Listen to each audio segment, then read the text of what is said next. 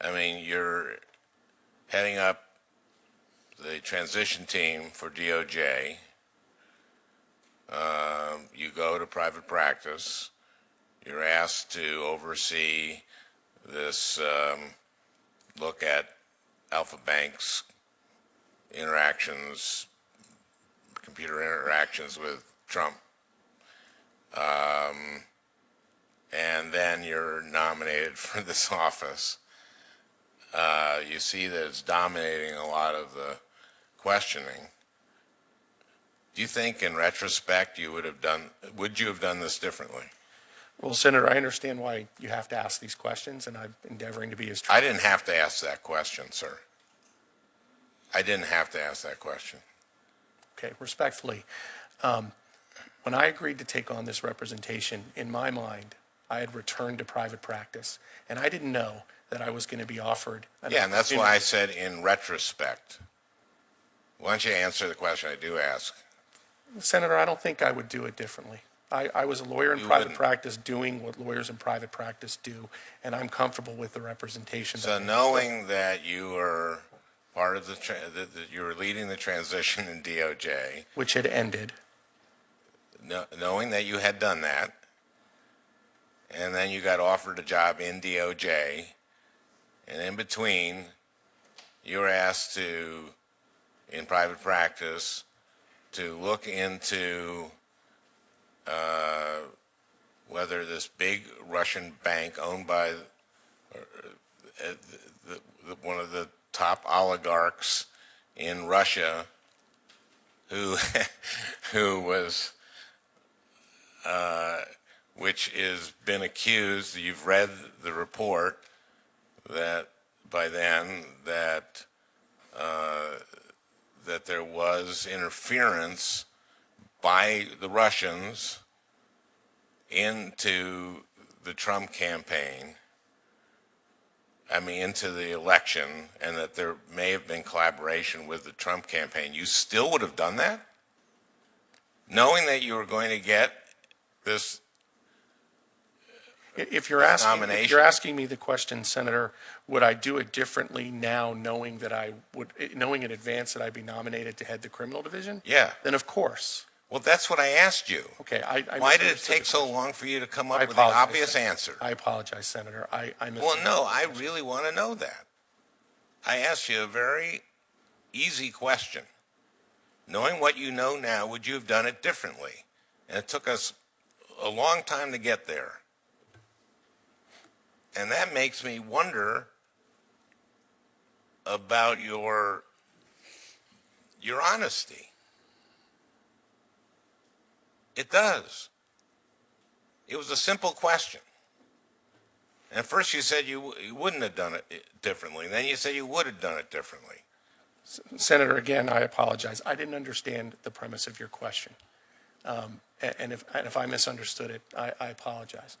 I now understand you to be asking me, with perfect sort of hindsight, would I do it differently? I didn't. And the answer is yes. I wouldn't have undertaken the representation had I known at the time that I was going to be a nominee to head the criminal division. I do have some questions for the record for both Mr. Schwartz and Ms. Friedrich. So turning to you, Mr. Bechowski, my understanding is that the FBI had an investigation relating to server traffic between Alpha Bank servers and the Trump organization servers. Do you know if the FBI still has an ongoing investigation that involves Alpha Bank? Senator, I read the same news stories that you did about an investigation in 2016. The information that we took to the FBI and the Department of Justice in 2017 was done on our own initiative, with a view towards providing that information to the FBI. Whether they were proactively investigating the bank or whether they continue to proactively investigate the bank, I don't know. So the answer is no.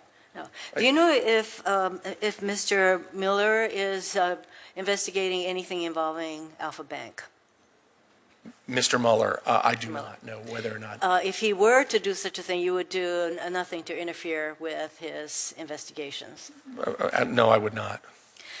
In your response to Senator Franken's question about if you knew that you would be offered this position, you would not have undertaken the representation of Alpha Bank, because I take it there would be an appearance of a conflict, even if there was no actual conflict. So I would then ask you to reconsider the scope of your recusal beyond the 2 years to include anything that has to do with Alpha Bank because of concerns about appearance of conflict.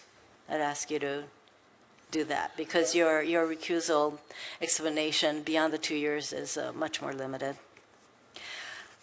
During our courtesy meeting yesterday, I asked you what you thought of President Trump's tweets about Attorney General Sessions, and how the president wouldn't have picked Mr. Sessions for the AG to be AG if he knew that the Attorney General would recuse himself.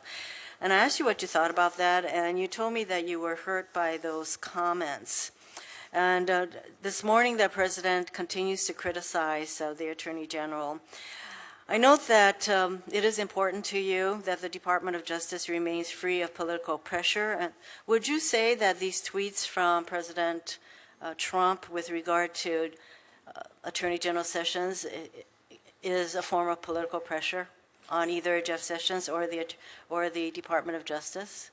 Senator, I don't know what the president's thoughts were in sending those tweets out. No, I'm not asking what his thoughts were, but I'm asking whether a reasonable person would think that these could be deemed political, applying political pressure on Attorney General Sessions or on the Department of Justice. I will say this, Senator.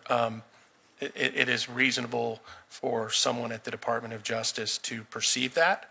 I'll also tell you that if I'm confirmed to this job, criticism of any type is the kind of thing that will roll off my back at the department. I only know of one way to serve in senior leadership positions at the department, which is as I've described, which is to follow the facts wherever they lead, to apply the law, to make independent, nonpartisan decisions without regard to politics and without regard to the criticisms that might come. Yes, so one would hope. Decisions. I'm running out of time. So what do you think is the impact of the president's continuous tweets regarding his own attorney general? What do you think is the impact on the morale of those who are working at the Department of Justice with regard to these ongoing criticisms from the president?